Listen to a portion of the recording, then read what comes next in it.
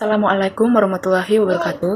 Sebelum saya masuk dalam pertanyaan-pertanyaan tersebut, izinkan saya untuk memperkenalkan diri saya. Nama saya Francisca Sherly Bunyanan dari jurusan Agroindustri Politeknik Negeri Fakfak, kelas 2. Di sini saya akan menjawab pertanyaan-pertanyaan dari mata kuliah PPMP tipe soal A. Langsung saja, soal yang pertama, bagaimana konsep mutu menurut Juran? Jawabannya, menurut Juran, mutu ialah kecocokan penggunaan produk untuk memenuhi kebutuhan dan kepuasan pelanggan.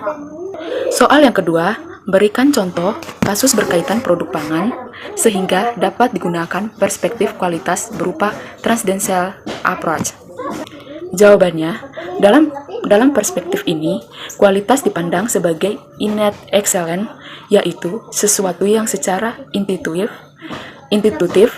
bisa dipahami, namun nyaris tidak mungkin dikomunikasikan. Soal yang ketiga, jelaskan perbedaan standar dengan spesifikasi. Jawabannya, standar adalah sebuah aturan biasanya digunakan untuk bimbingan tetapi dapat pula bersifat wajib atau paling sedikit dalam praktik.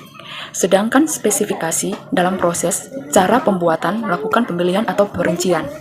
Soal yang keempat, apakah kasus di bawah ini pengendalian mutu? Jika dianggap perlu, bagaimana solusi yang ditawarkan? Jawabannya, solusi yang ditawarkan yang pertama, lihat label kemasan saus dengan teliti apakah sudah mendapatkan izin dari Departemen Kesehatan atau tidak. Bila tidak tercantum, sebaiknya abaikan untuk kita konsumsi. Soal yang kelima, bagaimana perbandingan jaminan mutu atau quality assurance antara produk mie di bawah ini?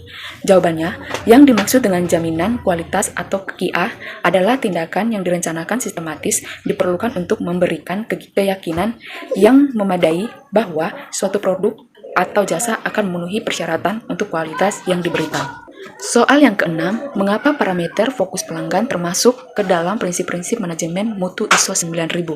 Jawabannya, perusahaan tergantung pada pelanggannya, maka harus mengerti apa yang keinginan pelanggan saat itu dan masa yang akan datang, temui dan pahami apa keperluan pelanggan dan berusaha memenuhi bahkan melebihi harapan-harapan pelanggan.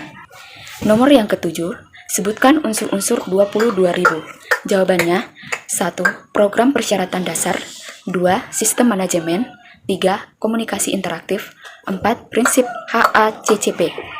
Soal yang terakhir, apa perbedaan Ishikawa diagram dengan histogram? Jawabannya, diagram Ishikawa adalah diagram yang menunjukkan penyebab-penyebab dari sebuah event yang spesifik, sedangkan histogram